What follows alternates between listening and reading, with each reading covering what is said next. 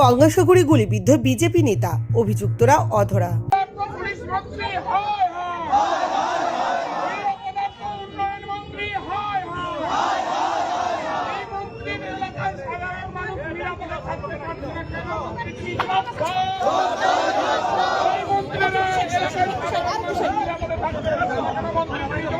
গঙ্গাসাগরে BJP নেতা ত্রিলোকেশ ঢালিকে গুলি করে চম্পট দিল দুষ্কৃতীরা।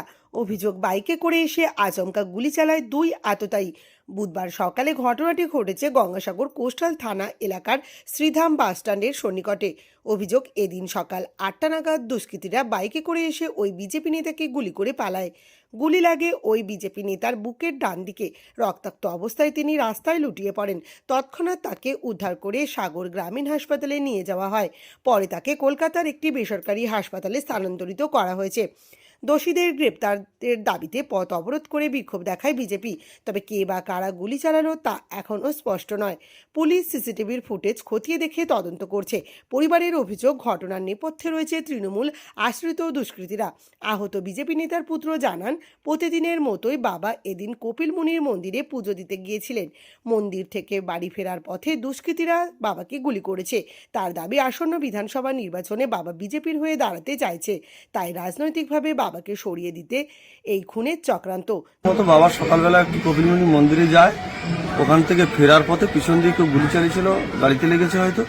পরে দেখা গেছে যে সামনে দিয়ে গাড়ি এগিয়ে নিয়ে এসে সামনে বুকে থেকে গুলি মারে, তো গুলি লেগেছে। এখনো জানি না। বাবার নাম ত্রিলোকেশ ঢালি। হয়তো উনি বিধানসভা ভোটে দাঁড়াতে চাইছে বিজেপি থেকে, এরকম কারণ না কারণ হিংসা হতে পারে, ওই হিংসার কারণে হয়তো হয়েছে। যদিও তৃণমূলের দাবি, বর্তমানে ত্রিলোকেশ বাবু সরাসরি রাজনীতির সঙ্গে যুক্ত ছিলেন না। এর পিছনে অন্য কোনো কারণ থাকতে পারে। পুলিশ তদন্ত করছে, দোষীরা ধরাও পড়বে। ঘটনাটা অবশ্যই নিন্দনীয় এবং অপ্রত্যাশিত। আমরা সবাই কিংকর্তব্য বিমূঢ়। সাগরে এরকম পলিটিক্স হয় না বা এরকম পলিটিক্স নেই। আর ত্রিলোকেশ ঢালি আজকে গুলিবিদ্ধ হয়েছেন। ভর্তি হওয়ার সময় মন্ত্রী মহাশয় ছিলেন, আমরাও ছিলাম। এতে ওনার ছেলে বা ওনার শুভানুদ্দের সঙ্গে কথা হয়েছে, ওনারাও কোনো করতে পারছেন না।